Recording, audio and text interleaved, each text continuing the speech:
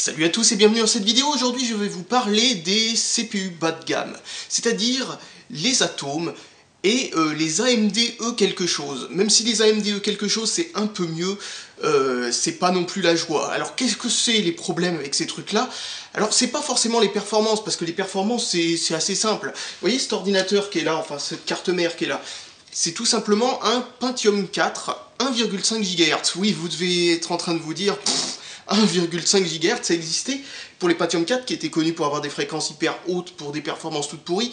Eh bien imaginez 1,5 GHz, à quel point ça devait être pourri pour un Pentium 4, étant donné que, comme vous le savez, pour un Pentium 4, vous le savez peut-être pas, il fallait une fréquence très très haute pour obtenir des performances identiques à des processeurs AMD ou les anciens processeurs Intel comme les Pentium 3. En gros, pour obtenir des performances identiques, il fallait des fréquences beaucoup plus hautes, genre 400 MHz de plus. C'était, genre par exemple, un Pentium 3 à 1 GHz, c'était équivalent à ce Pentium 4 pratiquement. Donc vous voyez un peu le problème. Et donc qu'est-ce que je voulais vous illustrer avec ce truc-là, c'est qu'un Intel Atom actuel, avec un seul cœur, bon il y en a avec plus d'un seul cœur, mais avec un seul cœur, même s'il a l'hyperthreading, c'est-à-dire le truc qui fait croire qu'il a deux cœurs, est aussi performant que ce truc-là. C'est-à-dire qu'en gros, un Intel Atom est égal à un Pentium 4 de 2003. C'est-à-dire qu'en gros, ou c'est peut-être même plus vieux que ça, je sais pas de quand ça date exactement. En tout cas, vous voyez un peu le problème. Les Intel Atom, ce sont des processeurs, on vous vend comme si c'était des processeurs actuels, des processeurs d'il y a 10 ans pratiquement. C'est un peu ça le problème. Et alors ça, c'est le côté performance. Mais bon, si on se satisfait des performances que ça donne, pourquoi pas à la limite? Mais le problème, c'est que la dernière génération d'Intel Atom, elle a un gigantesque problème au niveau d'autre chose, c'est le GPU intégré. Car il y a un GPU intégré dans les Intel Atom maintenant, autrefois il était intégré à la carte mère, donc il y en avait plusieurs versions. Et donc il y avait le Nvidia Ion, il y avait le truc d'Intel qui était un truc Intel intégré pas cher, et il y avait aussi un troisième truc, mais je me rappelle plus ce que c'était. Peut-être un truc de chez VIA, ça se trouve. Et ensuite il y a eu la deuxième génération, ils ont intégré directement au processeur une solution Intel. Donc c'était bien, ça posait pas de problème. Et là Intel, pour la troisième génération, qu'est-ce qu'ils ont fait? La quatrième génération qui va bientôt sortir, ils ont changé d'avis tout simplement parce que c'était trop pourri. La génération actuelle utilise un GPU Power VR. Où est-ce que je dois avoir un truc du même... Bon, c'est pas grave. En tout cas, dans votre téléphone portable, il y a de grandes chances que vous ayez un GPU Power VR. Oui, car ils ont foutu dans le Atom, le dernier Atom, un GPU de téléphone portable au lieu de mettre un GPU d'ordinateur fixe. Ce qui pose d'énormes problèmes de performance. Sous Windows 7, c'est de la grosse bouse. Sous Windows 8, c'est encore plus pourri. Microsoft, non, c'est plutôt Intel qui devait faire le pilote. Intel, associé à PowerVR, n'a jamais réussi à créer un pilote certifié Windows. C'est-à-dire qu'en gros, pour la version 64 bits de Windows, c'est impossible d'avoir un pilote pour ces trucs-là. Ça va devenir un gros problème à l'avenir étant donné que eh bien, le 64 bits va devenir indispensable. Sous Linux, ces trucs-là sont juste supportés avec les pieds, mais complètement. On a juste l'accélération 2D, c'est-à-dire que la 3D est complètement inutilisable. Bon, bien entendu, ça peut suffire, mais quand même un truc. Il n'y a même pas l'accélération 2D pour l'instant. Ils sont en train de développer l'accélération 2D, mais ça veut dire que même pour lire des vidéos, on peut lire du 720p sans problème, mais sauf que ça tire sur le CPU. C'est-à-dire qu'en gros, vous pouvez lire du 720p, mais ça va utiliser 100% du CPU, vous voyez un peu le problème. Alors que si l'accélération 2D était disponible, eh bien on pourrait lire avec entre 20 et 30% du CPU une vidéo en 1080p, vous voyez un peu le problème. Alors que là, en 1080p, ça bouge n'importe comment, vous voyez, ça fait des crans, enfin c'est pas fluide du tout. Et ça, c'est tout simplement parce que le GPU, c'est de la grosse bouse avec une architecture qui est complètement inadaptée à l'architecture PC. C'est comme s'ils avaient essayé de faire une sorte d'hybride foireux, et en plus de ça, comme bien entendu, on ne peut pas ajouter de carte graphique supplémentaire là-dessus. Enfin, si vous avez une micro ITX, c'est-à-dire, vous savez, les petites cartes mères pour ordinateur fixe avec un atome dessus, vous pouvez peut-être mettre en PCI 1X une carte graphique, une réelle carte graphique. Mais sur un netbook, c'est impossible, vous êtes dans la grosse merde avec ce genre de truc. Et les précédents Atom, comme je le disais, étaient visiblement mieux que les nouveaux. Vous voyez un petit peu le problème, c'est qu'il y a eu une régression dans l'Atom, il est devenu de plus en plus pourri l'Atom.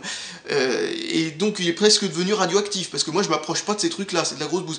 Peut-être d'ailleurs que j'en achèterai un, parce que, vous savez, c'était tellement une mauvaise idée de faire ça, parce que comme je vous l'ai dit, ça déconne sous Linux, mais ça déconne aussi sous Windows. Et à long terme, ça marchera plus ces trucs-là, vous pourrez pas installer les prochaines versions de Windows, je suis même pas sûr que que Windows 8 fonctionne avec la majorité de ses netbooks. C'est juste dire à quel point c'est pourri. Donc Intel a changé d'avis pour leur nouvelle version d'Atom, qui s'appelle plus des Atom d'ailleurs. Les nouveaux Atom pour netbook s'appellent des Pentium et des Celeron. Ils ont gardé les mêmes noms que pour les Pentium et les Celeron qui sont pas basés sur l'architecture Atom.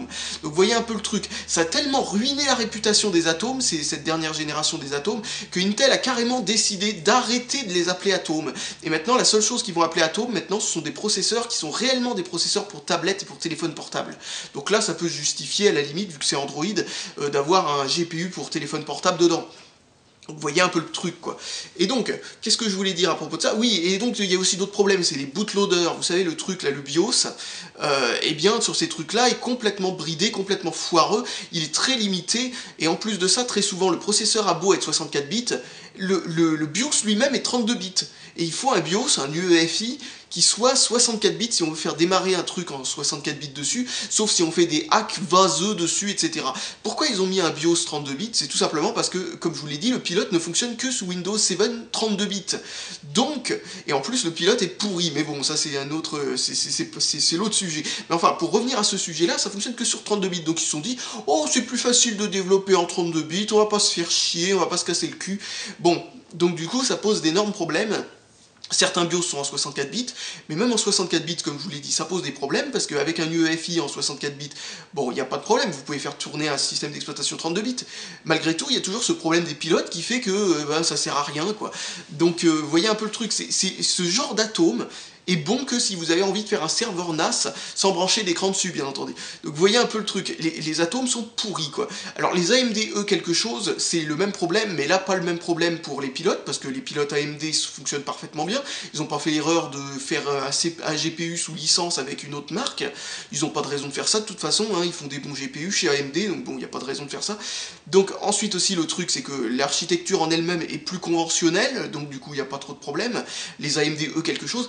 Par contre, au niveau du BIOS et de l'UEFI, c'est toujours la même galère. Ce sont des PC qui coûtent rien, donc du coup, les constructeurs de ces PC-là, genre HP, Compaq et tout ça, alors eux, ils se font déjà HP, Compaq, ils se font pas chier sur pour le développement des BIOS, rien qu'en temps normal sur un PC à prix, on va dire, assez élevé. Alors imaginez sur un PC à moins de 300 €, alors là, franchement, ils font de la grosse merde.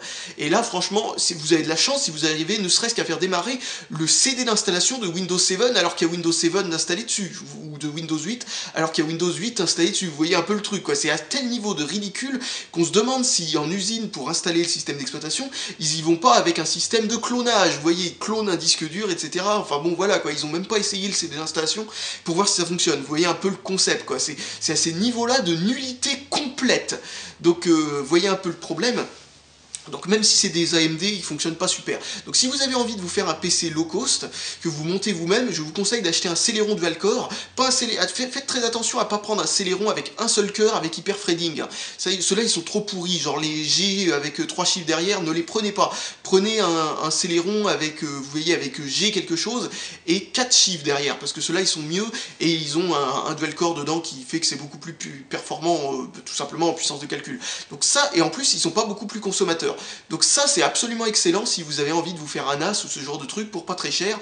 Ça c'est le genre de CPU qu'il faut que vous utilisiez, mais pas ceux que je vous ai dit avant, c'est-à-dire en gros, vous n'utilisez surtout pas d'atomes, quoi. Ça c'est de la grosse bouse, sauf si vous avez confiance aux constructeurs de la micro ITX et vous avez surtout pas envie d'utiliser de manière complète la sortie écran. Genre si vous avez envie de faire un truc qui soit à la fois NAS et comment dire, un truc, vous savez, pour lire des vidéos sur la télé ou des trucs comme ça, oubliez tout de suite, ça marchera pas très bien, ça marchera même pas bien du tout, donc ça c'est vraiment pourri. Voilà un peu l'idée, donc vous voyez un peu le truc, ça c'est ce genre de CPU qu'il faut surtout pas utiliser. Ensuite, ça n'a rien à voir, mais si vous prenez un CPU bas de gamme, je vous conseille plutôt de prendre un Celeron plutôt qu'un AMD A4, parce que les AMD A4 consomment un peu plus et sont pas plus performants, même si le GPU intégré est plus performant, c'est pas suffisant non plus pour faire des jeux ou des trucs comme ça, et le GPU intégré Intel n'est pas n'est pas handicapant si vous avez juste envie de lire des vidéos en HD, ça posera pas de problème. Donc si vous avez envie d'acheter le PC le plus bas de gamme possible pour faire des jeux, achetez un AMD A8. Là par contre, les GPU Intel sont tout pourris, mais les AMD A8 ont un très bon GPU, donc du coup, si vous n'avez pas envie d'acheter de carte graphique, vous avez envie de faire PC pour jouer à des jeux pour le moins cher possible, à l'AMD A8 c'est parfait. Donc voilà un peu l'idée, donc je pense que j'ai plus rien de spécial à vous dire. En tout cas, ça c'est le genre de truc qu'il faut surtout pas que vous achetiez, c'est les Atomes et les AMD quelque chose, surtout si vous achetez un netbook et que vous avez envie ensuite d'installer Linux dessus, alors là c'est complètement mort. Si vous avez envie de le garder plus de 3 ans, surtout, là aussi, comme je le disais, ces netbooks, c'est des PC jetables, je disais ça dans une autre vidéo, mais vraiment c'est vrai quoi, ce sont des PC de merde quoi, complètement, et ça a régressé avec plus le temps va quoi. Et un autre truc que j'ai commencé à vous dire mais que j'ai arrêté en plein milieu, c'est que maintenant ces CPU sont tellement foireux, Intel a trouvé que ces CPU étaient vraiment, vous savez, ces dernières générations d'Atom avec un GPU de téléphone portable dedans, sont tellement nuls que Intel est en train de les brader en Chine, et on trouve en ce moment des netbooks dans les 100 euros, un truc, enfin non, pas dans les 100 euros exactement, mais enfin un peu plus de 100 euros, c'est-à-dire entre 150 et 100 euros, dans les 120 globalement, on peut trouver dans, allez, à peu près 120 euros, donc frais de port compris, des netbooks avec un Atom de cette génération-là sur internet en vente. Donc vous voyez un peu le concept, quoi. Ce sont des trucs qui sont tellement pourris que même Intel en veut plus, quoi. Il se débarrasse du stock pour faire place à la nouvelle génération qui vient bientôt, comme je vous l'ai dit, ou quand même commencer à sortir déjà, qui utilise des Celeron et des Pentium, comme je vous le disais, enfin qui utilisent des Atomes. En fait ce sont comme des Atomes, hein, sauf qu'ils sont revenus au GPU style GPU normal, quoi. C'est réellement un GPU Intel, quoi. Et donc, comme je disais, un vrai GPU Intel, et donc du coup, vu qu'ils voulaient faire table rase de tout ce problème, eh bien, ils les ont rebadgés Pentium et Celeron pour avoir un petit peu plus... bon, les Pentium et les Celeron n'ont pas non plus une aura gigantesque, oups, je me croche dans cette carte mère, auprès des enthousiastes PC, vous voyez, mais bon... C'est quand même toujours mieux, ça a une meilleure réputation que les Atomes qui vraiment ont une réputation de chiotte, mais je peux pas vous dire comment. Personnellement, je recommande absolument pas les Atomes, sauf pour une seule utilisation, c'est comme je vous l'ai dit, faire un petit serveur NAS dont on se fout que les performances soient pas terribles, parce que les performances seront pourries, hein, ça je vous le dis tout de suite, les performances seront pourries. Donc un serveur NAS dont vous êtes pas, enfin vous n'avez pas vraiment envie de bonne performance avec, juste un serveur NAS sympathique quoi, qui consommerait pas beaucoup, et bien entendu avec absolument aucune envie de faire en sorte que ce serveur NAS fasse en plus de serveur NAS quelque chose d'autre d'un peu exigeant, comme par exemple lire des vidéos en HD sur la télé ou des trucs comme ça. Il faut qu'il y ait vraiment une seule utilisation, quoi. Juste vous en servez comme truc, quoi, comme mini serveur NAS, quoi. C'est vraiment, comme je vous l'ai dit, c'est tout pourri. Et encore, hein, pour un mini serveur NAS, donc vous n'aurez pas forcément besoin de beaucoup de performance. Sortir un vieux Pentium 2 du placard consommera presque aussi peu, c'est-à-dire qu'en gros ce truc-là consomme 22 watts, c'est-à-dire l'intégralité, hein, ce truc qui sert de disque dur, les 2 barrettes de RAM, plus le processeur ainsi que la carte mère et une carte graphique, pas une carte graphique intégrée, hein, ça c'est une carte graphique qui est sur la carte mère, mais c'est une carte graphique complète, c'est une Reg Pro Turbo AGP qui a été directement soudée dans la carte mère, donc c'est pas un truc intégré au chipset, hein.